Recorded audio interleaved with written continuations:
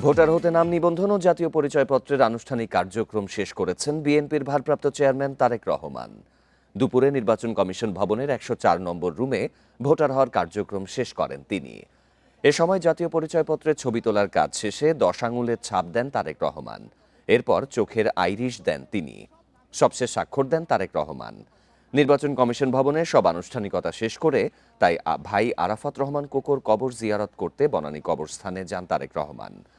নতুন রিন গভীর থেকে পরিষ্কার করে কাপড়কে রাখে নতুনের মতো উজ্জ্বল। নতুন রিন অ্যাডভান্সড পাউডার। পরে এবার কেয়ার হাসপাতালে চিকিৎসাধীন মা বেগম খালেদা জিয়াকে দেখতে যাবার কথা রয়েছে তার। এর আগে সকালে ইনকিলাব মঞ্চের আহ্বায়ক শহীদ শরীফ ওসমান হাদির কবর জিয়ারত ও জাতীয় কবি কাজী নজরুল ইসলামের সমাধিতে ফুল দিয়ে শ্রদ্ধা জানান বিএনপির ভারপ্রাপ্ত চেয়ারম্যান।